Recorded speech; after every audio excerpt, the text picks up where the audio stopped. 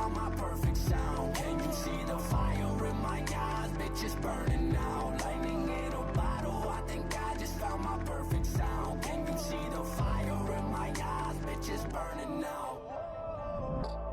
Welcome back to the favorite fantasy football YouTube channel, First Choice Fantasy.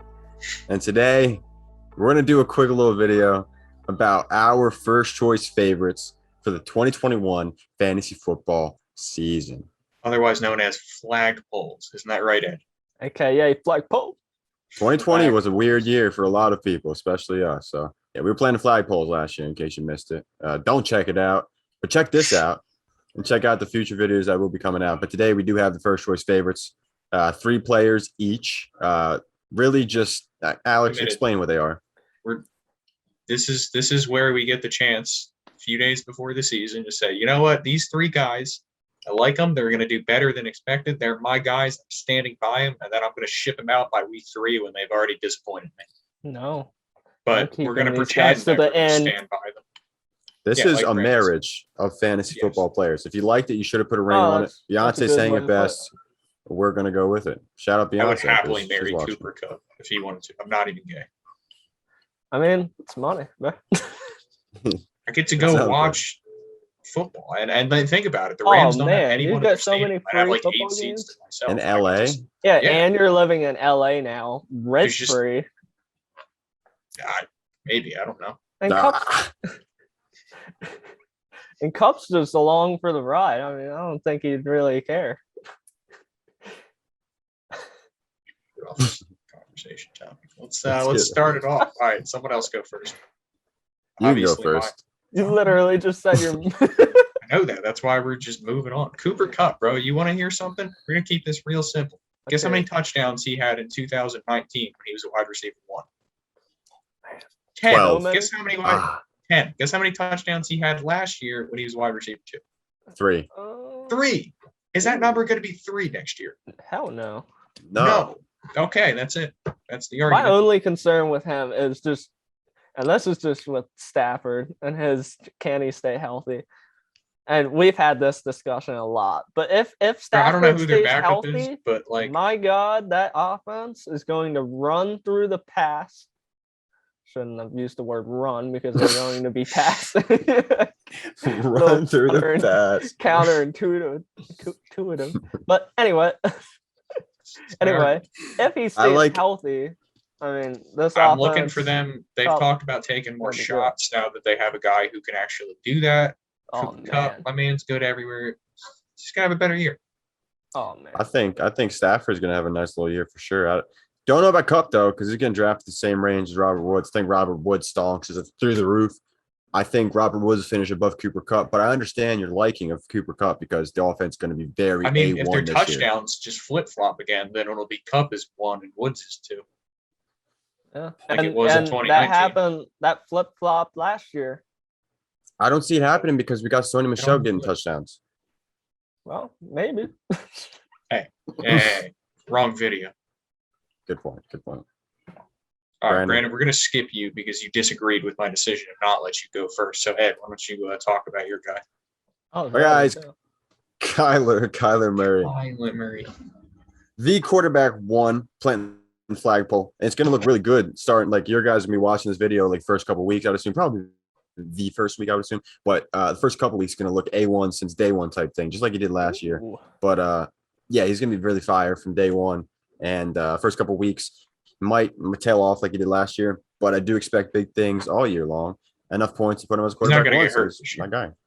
Wasn't shoulder injury. Yeah, and that's kind of like tough because, like, you know, when you throw the ball, that's like your shoulder. And just your ability to run and take hits, you're probably. Yeah, I mean, I run. I kind of use my arm as a crush when I'm sprinting really fast. Kind of like a dog. Call it like the hybrid. Start crawling sometimes. Yeah. You get really low that way. Yeah. And how many is it easier for you to get tackled that way? I'm assuming you're considering taking your a lot knees of are already shots, touching the ground. I would say, you're getting more. It's probably very easy for you to get tackled. Yeah, probably. That's true. Think about it. I mean, if you get really good at it. Shut up, Brandon. Who you got? Laviska, SheNaughty. Come on, I had to say it. I'm putting it out there. Laviska Shenault is going to be a beast. I can't hear you. I'll be back when this section's over. Just give me the point. Lawrence, he's a rookie. Who cares? Laviska Shenault, that offense is going to be flowing. It's going to be a good year for, I think, all of the pass catchers, but I think Shenault's gonna really hit it hard this year. And also, I mean, not to say anyone's benefiting from a dude getting hurt, but Travis Etienne getting hurt is a little bit beneficial to Laviska's game. So yeah, Laviska. I was gonna bring a point up, kind of to help you, but kind of also another very dark thing you don't want to say anybody benefited from. But like, I think the offense may have benefited from Travis Etienne being injured. Fantasy. This is the logic behind it to me. So we've seen Trevor Lawrence obviously just preseason games, but his final preseason game with James Robinson, he looked like a star, like Trevor Lawrence should be, right? And supposedly, I read tweets. That's what I do. That's my analysis and bring it to you. So I read tweets about beat writers saying that James Robinson is a better pass blocker, been able to call out blitz and stuff like that for Trevor Lawrence in the backfield, which is obviously helpful for Trevor Lawrence, gives him more time in the pocket, keeps him stable in the mind. It's going to be helpful because their line sucks. Exactly. So, I mean, I think the injury, albeit serious as hell, it kind of helped the offense just a tad bit, I would say. And obviously we'll see how it works. But yeah, I do feel a little scared about this offense just because Urban Meyer. But I mean, that line. And the line, that too, yeah. Yeah. I mean, just because he's bad at everything else doesn't mean he's bad at in-game coaching. Just because he's bad at everything else. He's bad at everything. I think usage would be the fear. That he'd just be doing stupid shit. But yeah. That's what I was thinking. But Laviska, I can dig it. He's good. I had a whole video spiel about him this offseason, so I definitely don't disagree. Yeah. Like it. Good. Alex, go ahead for your second my guy. Damien Harris. I think a little bit underlooked on the RB market, but I'm buying it. I don't think he's gonna have a pass catching role. I don't give a shit. I think he's gonna be their main back, and that's a team that loves to run the ball. Obviously, Mac Jones is going to be stealing a lot of touchdowns, and they got a good line. They're going to run the ball. This is Belichick. He's going to run the ball, especially with a rookie quarterback. Jones can be solid, but do not expect that to be fucking aerial assault out there. They're going to be running the ball, and a lot of it's going to go to him. So that's it. He's pretty undervalued. Isn't he getting drafted around Mike Davis, Chase Edmonds range too? Probably. I'll take him over both of them. Mid 20s range. Yeah, I mean. My only knock on Harris was that he kind of got the workload from week 7 RB28 to week 14. And then again, you have Cam, vulturing red zone rushes and whatnot. He only had 2 touchdowns on the whole year. So with Cam being gone, that was something to me. I felt like Cam leaving was the best thing with this offense. And I mean, from a fantasy standpoint, yeah, definitely. And I'm just going to jump into my next pick just because we're flowing in that direction. Just the Patriots offense in general is my next pick. I feel like Mac Jones is going to have a pretty good rookie season. I think the weapons and Jacoby Myers, Nelson Aguilar, I think they're going to have a very solid year. And this isn't to say they're all going to turn out being superstars. This is to say they're all going to beat their ADPs. And that's what I'm primarily putting my flagpole in. I think Mac Jones will. He's currently quarterback 22. And, I think Damien Harris, like Alex said, he's going to beat his ADP. You've got both the tight ends. What's that? Oh, okay. So give me the third name. I thought you were going to position. Go ahead. Jacoby. Yep. Jacoby Myers. I think he's going to. I like the tight ends a lot here too. I think Jonnu and the other dude, Henry, is going to have a solid year. Yeah. I like Jonnu. My main dude's Jonnu. I've liked him since Tennessee just because I love Delaney Walker, and I want Jonnu to be the next Delaney, but that's besides the point. They're going to beat their ADPs. They're going to outplay what we think of them now. So, Patriots offense. Thank you for cutting Cam. You just talked about the tight end, Jonnu Smith, right? I'm going to talk about my second first choice favorite, and it's going to be also a tight end, which is no surprise. Follow me on Twitter. George Kittle is my tight end 1 this year. I'm comfortable drafting him in the second round above both Kelsey and Waller if they fall to the second round. I'd rather have Kittle on my roster than Kelsey and Waller, especially at their costs.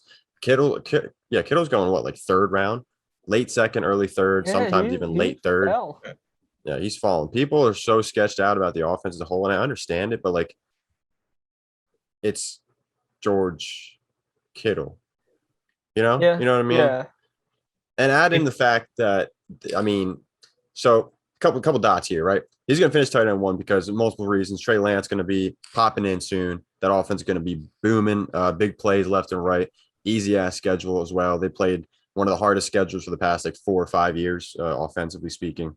And they have one of the easiest possibly pass defense schedule, according to last year, obviously. But, it's nice to see it jump from 32nd to first. Solid. Target competition's still there, obviously, but I feel like that kind of takes the attention off of George as well. And the fact that the run game is going to be so malicious this year, I think, with Trey Sermon and Trey Lance when he does come in. And then I brought up this like theory, right? Running quarterbacks, they like tight ends, especially running quarterbacks that don't really have like the best arm, like as far as accuracy. You know what I mean? Lamar Jackson, case in point right there, right? Yeah. Mark Andrews, he likes him in the center of the field. He doesn't really throw to the outside of the fields, but he runs and he gets out of the pocket, dumps it right back to the middle of the field. George Kittle is going to be that guy. It's going to be middle field for Trey Lance. Jimmy G's obviously leaned on him multiple times in the past couple of years. And in the third round, circumstances do, I guess, scare a lot of people in the public, but I think they kind of, if you look at them a different way, they look so much more better than previous years. So I like George Kittle a lot this year. He's my favorite. I like it. I like Kittle. He just plays so violently that it scares me. Yeah. That's going to benefit him one time, man. Maybe it won't benefit him. That might get him in jail like a fellow tight end. But hope not that bad. All right, I'm gonna move on to my catching third. felonies out there. Receive some opposition. I don't care. Miles Sanders. I love him for this year. I think you're getting a potential pretty steal at his current. I know he's like probably like low 20s-ish ADP, but I think he can. Let me find RB19. That's creeping up. I like to see it. My thing is with him. I think he's a stud.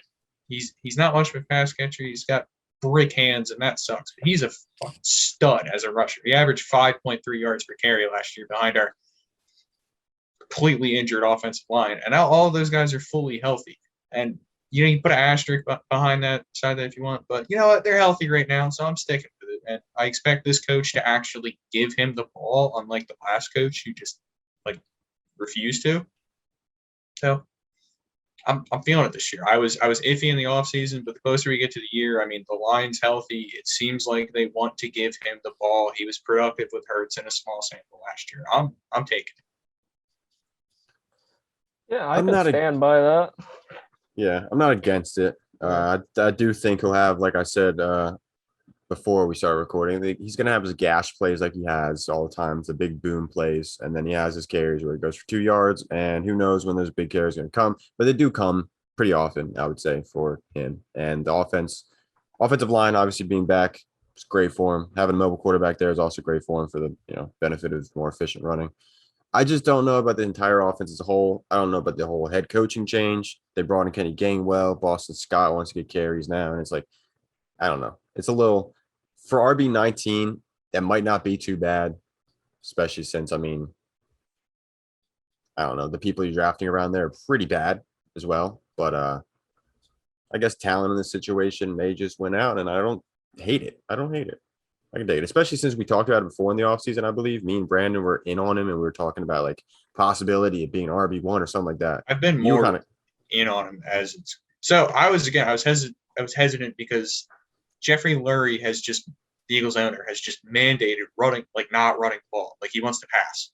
And I get it, it's a passing league, but like at some point you've got to run the fucking ball. Like it's still part of the game. It's still successful. And like if you do it right. And I expect them to do it a little more this year, just based on like Sirianni and some of the things he said and some of their actions, like holding Sanders out of preseason for the most part. I think they plan on using him. And like seeing the line fully healthy gives me a lot more confidence because if all of those, if Brandon Brooks is back and he's healthy, and if Lane Johnson's back and he's healthy and he's starting, that's a top 5 line. And like our schedule should be easier because we were shitty last year. So like I expect them to have some success in the run game. I expect them to want to run the ball and to like be able to do it efficiently with Sanders. Yeah, I might be overthinking it. I should probably just let athlete take over more often than the dude's a monster when he actually gets the ball. Like we've just had issues with like figuring that part out. I think we have to be the year just think about it less, less thinking, more athlete takeover. Less letting the owner decide our play sheet and more letting the coaches you hire to call plays actually call plays. But I don't know if this was just my Eagles fandom coming out, but last season I feel like we ran at the worst times and passed at the worst times and just didn't do anything well. Like, or we like to run the ball in the first half successfully and then not run the ball at all in the second completely. I just feel like there was just this huge like. He just had a very bad year. Yeah, it's just not. I feel like the play calling was not good. Everything Carson Wentz wasn't playing well. The line being hurt. It was just a crazy year. Hopefully, just the health comes back. I mean, I feel like this is the most healthy we've been going into a season. Basically, every year we since prior to the Super Bowl, even then they were injured as hell. Hurt. So I mean, they can stay healthy, like you said. I mean, Sanders could fly up the board. Yeah. Brandon, what else you got? Go to you. I got Marquez Callaway. I've been really Brandon went from not knowing who this guy was like a month ago. I was telling Ed this. At the top of his list. I was telling Ed this the other day. Fuck it. I mean, this is a podcast. Sure, just tell everyone. I started hearing about Callaway like going off in the preseason game, and I'm sitting there and I'm looking at these notifications, and I was just like, oh, why is everyone going all up in flames about this guy? Like, and this whole time, like days later, I was thinking it was Antonio Callaway. This whole time. And then I was watching different highlights of all the games that happened. And then I watched the Saints highlights. And then I saw it wasn't Antonio Callaway. And I was like, no, this guy looks so no. But no, he's going into year 2. And if you think about it, just think about it. Jameis Winston spent all last year playing with the backups. Marquez Callaway was a backup. They were getting all the reps. They've been really, they've been trained for this. Yeah, they've been getting a connection. They've been training. The Saints clearly could tell those two were the future. And you're starting off the year, best case scenario, with Michael Thomas being out for 6 games. Not for him, but for Callaway, obviously. And even when Thomas comes back, I don't think it's a negative thing at all. I feel like once they get a rapport through those 6 games, I think Thomas will only make it stronger because he's going to, he's going to take attention from the defense. And I think it's going to leave Callaway to really break out even further. I don't know. I think Callaway honestly, a stud. That first thing you said is probably the smartest thing I ever heard you say. No. About the That was probably the practice dumbest. last year with the practice reps. I'm gonna give you a round of applause for that one. I didn't expect that out I of you. thought about That that. Was was solid. pretty smart. It's pretty smart, yeah, and definitely makes That sense. just means I won't hit you with a bat for the Laviska Shenault thing. You know it's good. You know, Bro, you didn't even missed add anything to it. It like something's good when you take the name and bring it in something else. You literally just split his last name and added a Y. That's it. You didn't even change his first name. SheNaughty. It doesn't even make any sense. What does that have to do with anything? Laviska can be a girl Laviska's name clearly or a a man's guy name. name. I've never even heard of that until this I've guy. never heard. Me neither. It's the only Laviska I know. All right. Ed, who's your third? Javonte Williams, the running back on the Denver Broncos. He's what? I'm actually pulling up the numbers real quick. So Coming for Javonte. Melvin Gordon. Yeah, exactly. He's competing with Melvin Gordon of all people. The offense Gordon's probably not going to be. Javonte in his dreams. Yeah, and probably not going to be seeing stop sign. a Javonte ton of running past him. The offense probably going to be bad, I would assume. Honestly, hey, chill, calm down. Solid. Average. It'll be average, and scoring opportunities will be few, I would assume, but existing. They will exist. Yeah. Mm-hmm. And but the thing is with Javonte Williams is he's better than Melvin Gordon, and this man Teddy Bridgewater out here comparing him to Alvin Kamara is a good thing for him and his fantasy stock. And he's going in about the 6th or 7th round of fantasy drafts, getting drafted after people like Damien Harris, Ronald Jones, I believe, Trey Sermon, possibly, probably. But yeah, I like Javonte Williams going as like RB like 29, maybe something like that, and that's a great upside piece. And I think I said this earlier on in the offseason. I think, he's going to get his reps early on, but I think in due time he will take over in the season. See, he might be one of those dudes like Akers last year, or even like Dobbins, where maybe you can snag him after a few games if like the current owner is like tired of him, just like feeling impatient. Yeah, I'm planning on snagging him in most of my drafts and just hold on to him because I mean, obviously you could do what you just said. It makes much more sense, but I want the security of knowing when I have this stud because I know he's going to be a stud and he's going to help you a lot in the fantasy football playoffs. So why the hell would you not take that shot in the 7th round of fantasy drafts? I'm all in. I feel like he reminds me of, wasn't Jonathan Taylor being drafted or like late last season? Was he not? I think he was going in. He was like third, about the same. Second. Really? I think it was third or second. I remember doing a draft where I got him in like the 6th-ish. So that 6? There is a rookie running back from last season that I thought it was Taylor. Maybe those guys are shitty, so I don't know. I'm feeling like, I don't know, just dudes, rookie running backs are like super valuable because I feel like most of the time if they're not drafted in the 1st round, like Najee, you're typically not drafting them in like the 2nd, 3rd round. So when you've got dudes like Javonte, who, you're going to have to wait a while, but just draft dudes that maybe you're not so confident he's one that they're spot going to last the whole season. RB25, half PPRs, Chase Edmonds, and then Mostert, and then Williams. Exactly.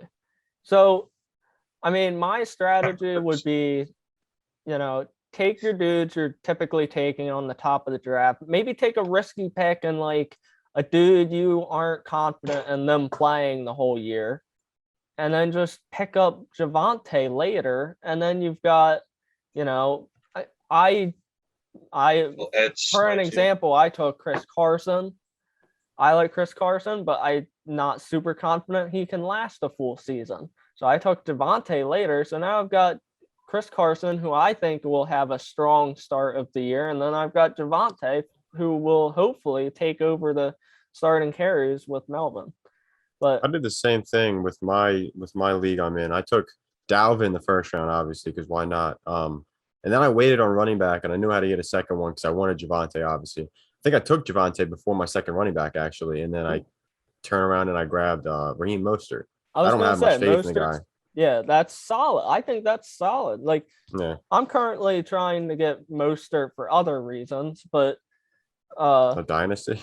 Yeah, just because all my running backs got hurt, but I'm trying to get him because I want to have a dude I can play in the meantime while I figure out my bench, and I think I can get at least a game or two out of him. For sure. But and even like Raheem Mostert's first week is what against the Lions, so like we'll get in this later. I don't know about that first week. Whoa. We're getting that later. Or we probably actually get into it before. I don't know. You'll probably see this before. I don't know. We might talk about him twice because I'm talking about him too. You're not talking. Catch you later. First choice. Favorites. That is then. Like, comment, share, Flagpole. subscribe. Later.